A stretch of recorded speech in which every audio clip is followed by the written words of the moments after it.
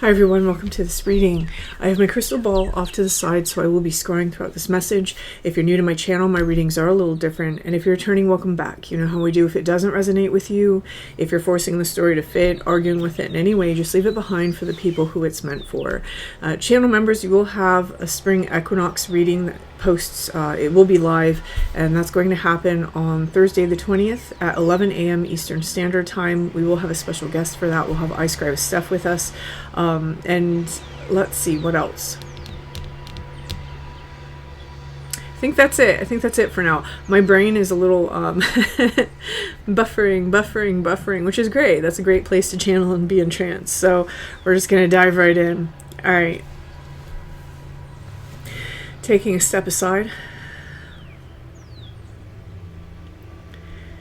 Allowing spirit to pass through me.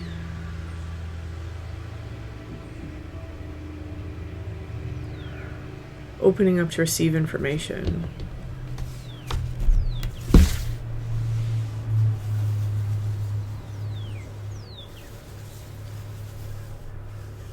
Okay, one of the things that I'm feeling here, I'm feeling like so bear with me, I'm feeling like this black cat, big black cat, like a panther or pantera, or like a black jaguar, or yeah, it's black. It's a black cat, big black cat. Feeling that stalking energy. So I'm going with Jaguar. The lesson of Jaguar is to learn how to be alone. So I'm speaking to a collective who has been alone for some time. Okay, or is just now entering that phase of being alone, and you might be trying to figure out why you have isolated, or why this is kind of occurring for you right now. In the spiritual journey, there's always a period where someone has to do the hermitage. We don't necessarily have a world where we go out into caves and out in the mountains and do that anymore. And so now the way that we do that is just different life events will be set up to cause us to be alone. Some choices that we make will set us up to be alone, because we have to go through that period of being alone in order to, let's see, this one, in order to become this. And we see the black cat at the bottom. To be the Queen of Wands. Now, let's talk a little bit about the Queen of Wands. This is somebody who understands how to take control. The Queen of Wands is the fire queen. She understands how to use her passions, how to direct her passions wisely, and she understands how to create out of those passions, seemingly nothing. If you look behind her, she doesn't have fertile ground. There's nothing growing around her, and yet she's produced this lovely sunflower that we see, again, with the Sun card, right? And that Sun card, if we talk about the Sun card, one of the interesting things about that card is it's the child. It's the inner child that sits within that sacral energy space. So this is a reading that for me, it speaks very much about the sacral energy and the solar plexus energy. We see that mirrored here with the orange and the red. So when we get into this, one of the things that we see behind the queen is what she's coming out of is a barren desert, right? We see the edges of the three pyramids showing up. Now the three pyramids representing our place within the cosmos, right? They align to Sirius, and they also align to Orion's belt. And this is both the divine and feminine energies inside of us. We had to cultivate that, but in order to do it, we had to be in our own space. We had to be alone in order to heal those things, and also to produce this lovely inner child, right? This is all a part of spiritual alchemy. And these are representing the mystery. This is the mystery of many things, including our own karmas, including our own, if you just want to call them life lessons. The point of many of our life lessons is to establish this balance and to produce this beautiful inner child energy that is now vulnerable and open and available to the world, because in this way we unlock the solar plexus and we allow that God self to come forward. It's that beautiful baby that you were at one point that was just curious about everything. And when we look at the Queen of Wands, she's the only queen that's really looking around, right? She has those eyes of wonder open again. And I always think of that being symbolized by these two sunflowers beside her. And she's looking around. She has this beautiful crown on her head. And she's looking into the future where there's nothing. There's nothing formed in her future. But she understands that she has the power to form something there. And from nothing, she's creating this beautiful sunflower. Now, Some of you may have experiences. I'm going to call out the different symbols that I'm seeing now. For example, a black jaguar, or I heard puma, lion, right? The big cat's energy is coming through very heavily. For those of you who are new, the symbols don't mean that this is or isn't your reading. It just means that if the symbols resonate for you, pay extra attention. I'm seeing an orange carnelian. I am seeing, it's almost like a little statue of a black panther that somebody has, and it's like its eyes light up. I don't know what that means. Its eyes light up. It's like a little statue that has its eye. It's not a little statue, it's a bigger statue, and its eyes light up. And then there is something here about bats recently discovering something with bats around you. I'm also seeing a box, and this box, it looks like it's either ebony or it's some kind of a dark wood, and there's something important about this box. Either it was a gift from a person that had once been very important to you, or there's something inside the box that we keep that's very important. I'm seeing raccoons, but I'm seeing like raccoon bones. I don't know why. I'm seeing raccoon bones. I don't ask questions. I don't ask questions. And then I'm seeing like some sort of oil mix that has like herbs inside of it. So it's like, I don't know if this is for like spell work. I almost feel like for some people it's like a reversing oil that someone's using. Yeah, I'm just going to say it. That's how I feel about it. And then for others of you, there is a little bit of a culinary use for whatever this oil is, but there's something significant about it, right? It's not just that you have some laying around in your pantry. The reason why it's coming up as a symbol is there's something very significant about it at this time. There's also something going on with a window. I don't know what it is. It just feels like there's a window and there's something going on with it. So those are the symbols. Yesterday's and today's, I feel like we're a little different flavor than what we normally get. So let's continue. So we have this person here who is in this isolation. They've gone through this wisdom mystery period of learning about the self, of alchemizing the feminine masculine principles, of bringing them together to produce this beautiful, healthy inner child. And now it's almost as though that solar plexus is blossoming. Okay, ooh, la la. So as la la. So as this solar plexus is blossoming, there's more emotions to give. We're noticing that it's making our heart space more open. What came out was this Knight of Cups. For some of you, as you're emerging into your future, right, you're becoming the future, because what we normally become is an echo of the past, right? When we do this alchemization, we start to become what the future holds. We step into a new story, right? And we get to choose what that story is.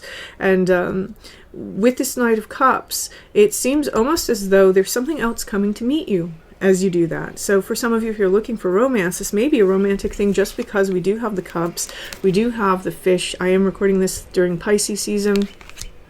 And we also see the desert being echoed back there, someone else who has spent a great deal of time alone. Now, for others of you, this is just representing ourselves. This is representing what we now have to offer. You may have looked back into your past and thought, you know, and I'm just going to say it how I feel it. I was a very kind, caring person, but in some ways my heart was blocked, right? In some ways I was always waiting for the other shoe to drop. Or like I said yesterday, I was always looking for the devil in the room, especially if you had something, for example, like a narcissistic parent. That's very easy to get into. You may have never understood how to put that sword down, right? And we've done some sort of alchemization where now we're able to be fully open because we have that fully expressed solar plexus, right? We're standing in our own power. We're able to be vulnerable because we understand that we are the ones that create our safety to some degree. And what I'm seeing here is that now we have a full cup to offer. So let's see what's responding to this full cup then, because I'm almost feeling like in music, it's that call and response, right? There's some sort of symphony, like huge like music themes are coming through right now. It's like that symphony that is being played, and all of a sudden the tune just kind of changes. And that's what it seems like is happening inside of somebody's life. The energy that you've put out has just changed. It's like climbed to a higher octave, right? And this is what's answering you. We have the Six of Wands. The Six of Wands is success. The Six of Wands is also someone who is in the limelight. So for some of you, if you're attracting a person, you may be attracting a person who has some status, a person who has a lot of eyes on them, for example. They may be an entertainer, they might be a tarot reader, they might be, they're just somebody that a lot of eyes are on. And But again, I feel that most of you, this is going to be your own energy. It's bringing you into a measure of success. Sometimes success is the way that we feel about ourselves, right? All of those energies really start with us. We have to believe that we're capable of those things, or that we have what it takes to become those things in order to take the steps that are necessary to achieve them. So again, that's all part of that solar plexus opening. One of the things I'm seeing here is there is an energy that's coming in of like winning at all costs. And I think that this is speaking to, here, if I can show this. Okay. So as we see in the past, she has these pyramids. When I look back in the background, there's these mountains. And for some reason right now, they're just kind of like mirroring that to me. So it's almost as though we've gone past over this ocean, right? We've gone through our own emotional depths, and we've come to the other side, and we've done it possibly having to hurt other people. For example, cutting people out of our lives that, really don't belong there, or releasing connections where people always wanted to take from you, having better boundaries. Invariably, when you have better boundaries, you're going to hurt other people, right? That's just a fact of it. That's just part of the process. But it's not that you're doing it maliciously. It's that you're doing it because you understand that the person you have to put before anybody else is yourself. Otherwise, you can't show up in the correct way. And whoever I'm reading for, you've done this. And with these swords in your hand, I'm not necessarily feeling the Five of Swords the way that it normally comes across, which is quite abrasive and kind of assholey, honestly. But in this energy, with this context, what it's feeling like to me is that somebody was like, no, I'm going to have my measure of peace and my measure of self-love at all costs. And that means that if the people around me have to be disappointed because I'm releasing them, then so be it, right? This is where we learn to pick ourself. And this is all the process of the solar plexus opening. When you find a person who isn't willing to do that for themselves, they always have a diminished solar plexus because they don't understand their own sovereignty over their life. They don't understand appropriate boundaries, right? They don't understand what's their responsibility, what's other people's responsibilities. One of the things that you usually find in that case is you find yourself a fixer, somebody who thinks it's their job to make everybody else happy or to fix their problems or fix them as people when nobody asked them to fix them, you know what I mean? So some of you might have had that in your history. But you're coming out the other side now where the thing that you're worried about fixing is yourself. You're not worried about other people. You're not worried about their story. If you happen to heal them, if you happen to help them, if you happen to work through things with them, it's going to be because they come to you and they ask, hey, I could use some help with this. Do you mind giving me some help? And one of the things I see in this context, when we have success sitting by the Five of Swords, it's a person who's developed a great deal of discernment, right? It's somebody who's discerning. Who should I help? Who should I not help? And is this going to be worth my time? Is it going to be not worth my time? Sometimes by trying to help people who think they need help, we're actually not helping them because people need to stand on their own. They need to look in the mirror and understand that's their greatest teacher. So whoever this message is for, I feel like you've already understood this. You've come to a place where you're understanding this. Okay, it took a lot of heartbreak to get here. With the Three of Swords, this is energy of a lot of disappointments, a lot of heartbreak, and that's why we do this. That's why we seclude and we get into this energy that this Jaguar spirit is kind of bringing to us. When we have this seclusion, it's because we get so sick and tired of everyone else's bullshit, and we understand that, if this is how things are, I've got to change something. And we start getting more interested in ourselves and understanding ourselves and learning about ourselves and healing ourselves as a byproduct of that. So I love this because I think that this is an amazing part of the journey, right? This is a part of the journey where we start to change our story. And if you notice, that's really the collective that I'm speaking to. Again, we have every time, right? What we have here is we have the Chariot. This is a combination of two things, right? We have the moon and we have the sun. We have that Chariot. This is a combination of Helios and from Greek mythology and then his sister Selene. Both of them have a chariot. Helios is the sun in his chariot across the sky. Selene is the moon with her chariot across the sky at night. And so we have this sort of character here who is crowned with that beautiful star of Ishtar. I thought the star of Ishtar, 1, 2, 3, 4, 5, 6, 7, 8, yes, Star of Ishtar.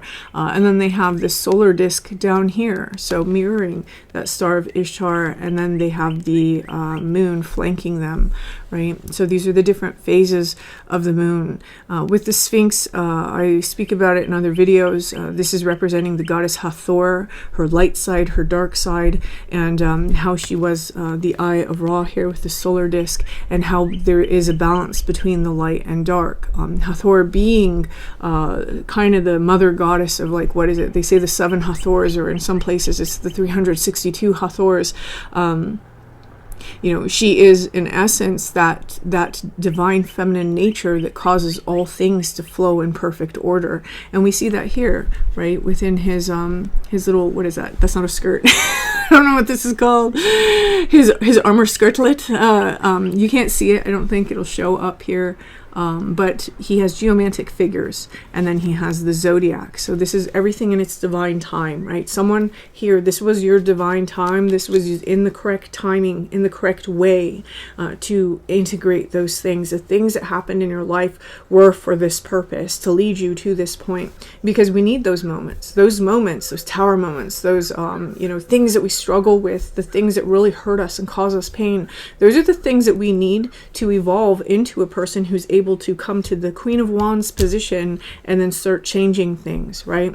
And then that liberates us, and then we start to live a new story.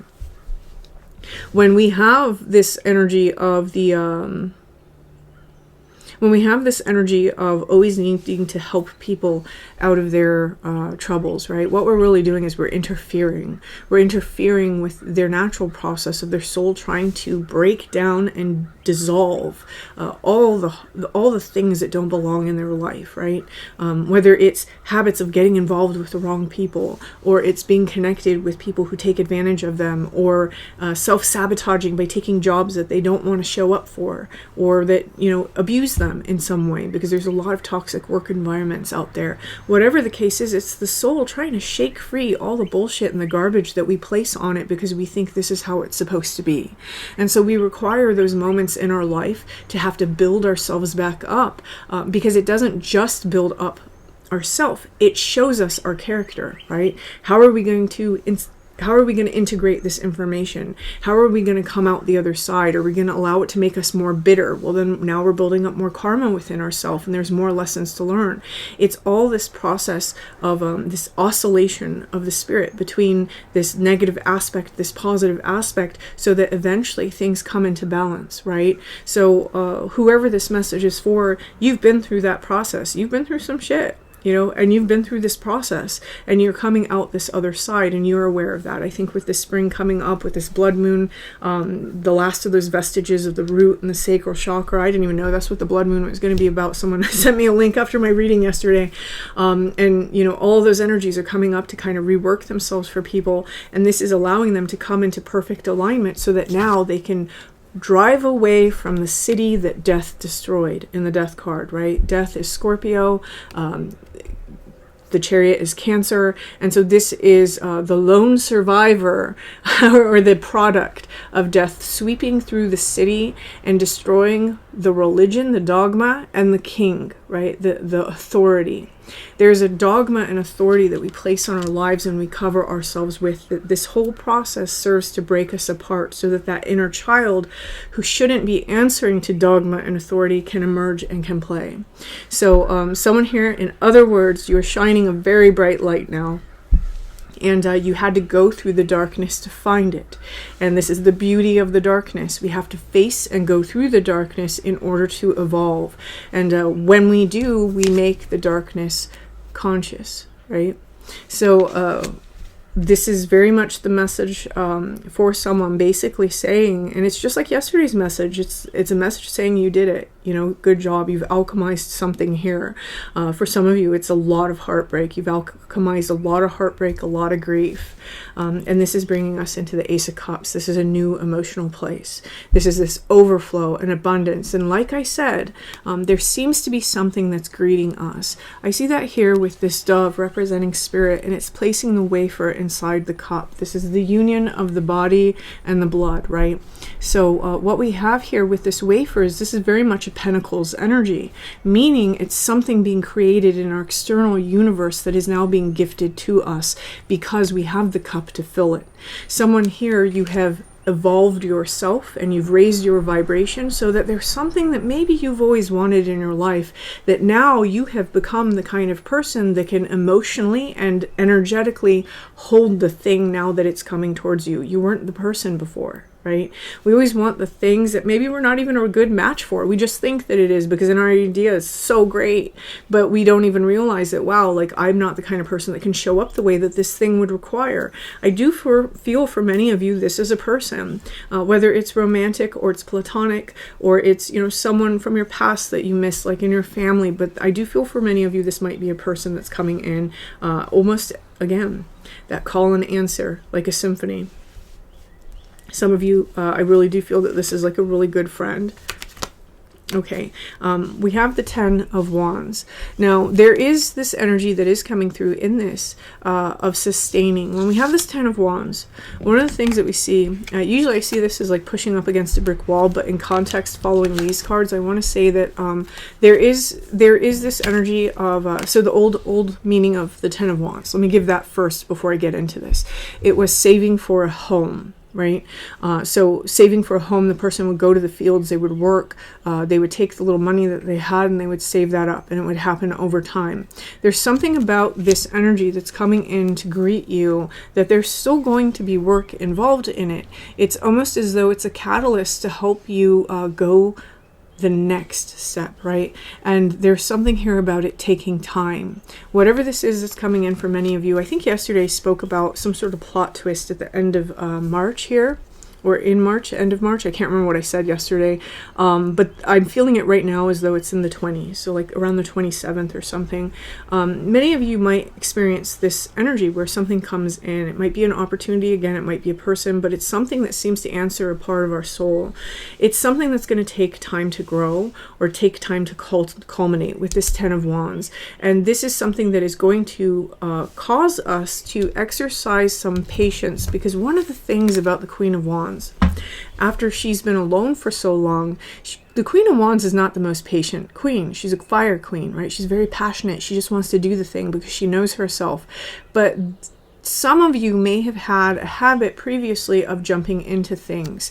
What the 10 of Wands is suggesting about this Ace of Cups and this wafer being placed in that cup is that whatever this is, you're going to want to take time to build it. And that's because you've gained this wisdom now. So someone here, you've learned restraint, you've learned discernment, you've gained a massive amount of wisdom, and you've learned how to control and temper your own passions. That's what the Queen of Wands has done in her maturity. And again, here we have the Sun. One of the things about this is that you're not going to compromise your own value. You're not going to compromise your own personal integrity or your sovereignty. And this is why we seem to be taking some time with this. I almost feel that for some of you, whatever comes in at the end of March, you're looking at something significant happening in mid-July. So I'm just going to say that just because of this card here. So we're building towards something. We know what this can lead to when it comes in, and we're allowing it to kind of grow on its own and grow organically. And this is, I started off this way. This is how we're going to end it then. With the Sun and that Queen of Wands. We see that she has the same sunflower that the child is riding around in, the little sunflower fields. There's new things that are growing around whoever this message is for. They will take time to grow, but you're starting to see the evidence of them now. If you're not seeing the evidence of them now, you'll find them towards the end of the month. And I do want to say for many of you, this is going to be something root related because of the red flag, right? This is where we finally developed our self-efficacy and our confidence to be able to start working on those firm foundations for ourselves. This may mean that some of you are applying for jobs that maybe you normally wouldn't have applied for, or maybe something works out for you that wouldn't have worked out before because you worked through some sort of limiting belief that was blocking the energy from flowing into your life. For others of you, this may be a flag that represents passion and love. Whatever the case is, like I said, we've changed our vibration, we've changed the symphony, we've changed the octave that our energy is singing at, and now there's something that is coming in to greet us. So whoever this message is for, I wish you the best of luck with this. If you want, leave me a comment, and please like this video if it resonated for you. And until next time.